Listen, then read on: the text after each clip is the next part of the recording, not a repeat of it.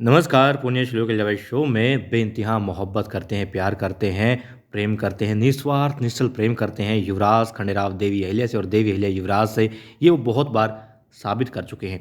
हालांकि प्रेम साबित करने की चीज़ नहीं होती, उसमें सिर्फ भाव होते हैं, निश्चल होते हैं, प्रेम होते हैं, एक दूसरे के लिए होता है, वो किसी तीसरे को बताने के लिए नहीं होता। मगर यहाँ पर युवराज खंडेराव को बताना पड़ रहा है गौतमाबाई सरकार को, खुद अपनी माँ को, कि वो उनकी पत्नी देवी अहिल्या से कितना प्रेम करते हैं और वो प्रेम निस्वार्थ है और उनकी जगह किसी और को नहीं दे सकते। अब गौतमबाई सरकार को भी लगने लगा है युवराज का बर्ताव देख करके कि हाँ, युवराज देवी अहिल्या की जगह किसी को नहीं दे सकते और देनी भी नहीं चाहिए। इसीलिए वो तय करती हैं कि गावड़े साहिब को बता दिया जाए कि कौन है युवराज, क्या है देवी अहिल्या उनके लिए, और पार्वती के साथ संबंध वो नहीं जोड़ सकती क्योंकि युवराज नहीं चाहता।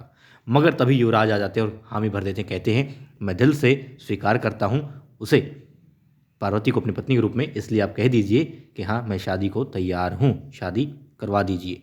अब क्या होता है, अब यहाँ पर गुन्नू जी अपनी चाल चल जाते हैं। गुन्नू जी ज़बरदस्त चाल चलते हैं, महल में आते हैं और जैसा कि उनको ये तो डर है कि यदि देवी अहिल्या आ गई, उन्होंने बात बता दी महिदपुर वाली, तो गुन्नू जी पर से विश्वास उठ सकता है।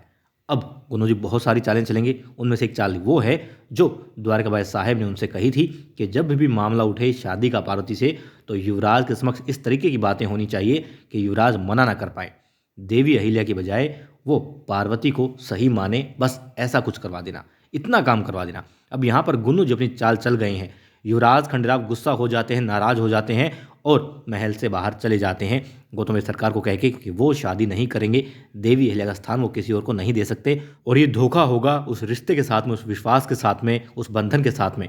और इसमें, इस धोखे में युवराज खंडेराव तो शरीक होंगे ही, मगर गौतम सरकार भी इस धोखे की नायिका होंगी। इसलिए अब वो बाहर चले जाते हैं, गुस्से में होते हैं और गौतम सरकार को भी एहसास होता है कि हाँ ऐसा नहीं होना चाहिए, तय कर लेती है। मगर तभी गुन्नू जी की चाल भारी पड़ जाती है और गुन्नू जी के भड़काने से, उनके इस प्रकार से समझाने से कि हो सकता उन्होंने कहा हो कि राजनीतिक समझौता है, मल्हार राव सूबेदार जी की इच्छा है इसलिए शादी हो रही है। मतलब ये कि मल्हार राव सूबेदार जी चाहते हैं वहाँ पर लश्कर बनाना, मगर वो ज़मीन किसकी है, गावड़ेकर साहिब की है वो ज़मीन, इसलिए मल्हार राव सूबेदार जी उस सपने को पूरा नहीं कर पाए। और ऐसा ही हमने कहीं और भी सुना है, वही बात यहाँ पर मल्हार राव सूबेदार जी के पुत्र युवराज खंडेराव कहेंगे कि ऐसा कोई ख्वाब नहीं है, ऐसा कोई सपना नहीं है जो मल्हार राव सूबेदार जी पूरा ना कर सके हों। पूरा होगा, बेशक वक्त लग जाए। सूबेदार जी यदि वहाँ पर लश्कर का संगठन कुछ बनाना चाहते हैं तो वहाँ पर वो बनेगा।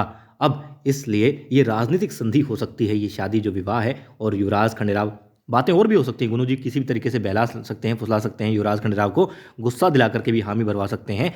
तो यहाँ पर गुन्नू जी अपनी चाल चल गए हैं, मेन बात यही है। और इसी वजह से युवराज खंडेराव वापस आते हैं और कहते हैं कि वो पार्वती के साथ शादी के लिए तैयार हैं।